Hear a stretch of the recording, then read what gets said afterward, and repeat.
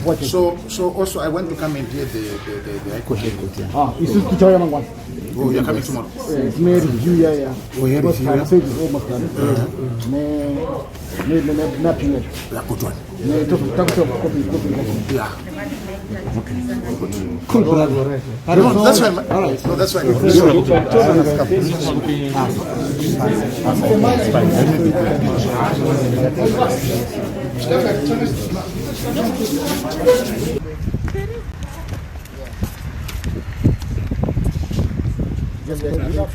From the court. Just a moment. Yeah. Okay, as you are aware, from the 21st of August 2020, me and my other colleagues who are not here, Advocate Matinenga and Jeremiah Bamo, have been fighting in this court for the purpose of making sure that Mr. Sikhala is released on bail. Sadly, this afternoon, the Magistrate Nkomo rendered a judgment whose effect is to deny Honorable Sikhala bail. He has been declared an unfit candidate for bail, and he's been remanded in custody to the 16th of September 2020. What are some of the reasons for him to be denied bail? I beg your pardon? What are some of the reasons for him to be denied bail? Mr. Sikhala was denied bail on basically one ground, as far as I understand the judgment. The reason for denying bail is that it took the police a long time to arrest him. The police were looking for him instead of him. That was the finding of the court, which we disagree with in respect. That he was shooting fit. He was fully aware that the police were looking for him. Instead of surrendering him to the police, he sent his lawyers to inquire whether the police were looking for him. But anyway, that's the finding of the court, which Mr. Sikhala, as our client, disagrees with. And to that end, he has given us instructions to file an appeal as a matter of urgency. And for the record, an appeal shall be filed tomorrow in the High Court of Zimbabwe. Thank you. Thank you very much.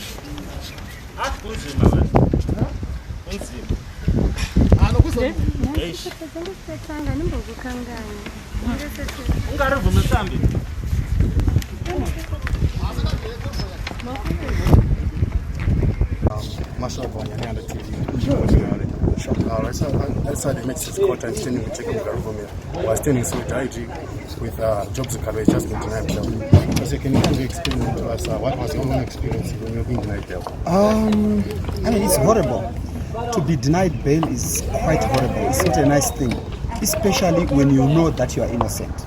And it looks as if, ordinarily at law, you would assume the accused, you would assume the presumption of innocence. But in this case, sometimes you see the presumption of guilt, which is very unfortunate. I will not specifically comment on my case because the matter is still pending in the courts.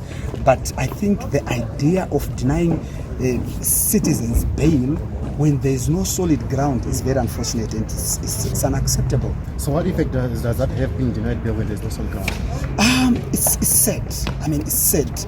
But what it also does is it strengthens you as people who have been fighting for justice and democracy in this country, who have been fighting against corruption. It then goes on to tell us what is at hand.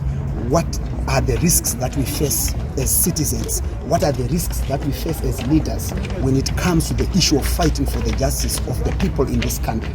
So it actually strengthens us as a people. And I am sure this is exactly what is happening to my brother Job.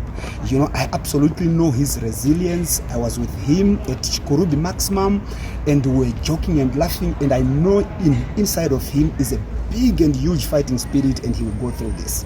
So what are the next steps that you're going to take in this fight against corruption?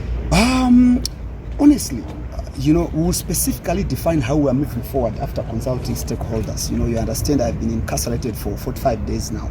So we'll come up with an announcement in terms of how we are proceeding in our fight against corruption.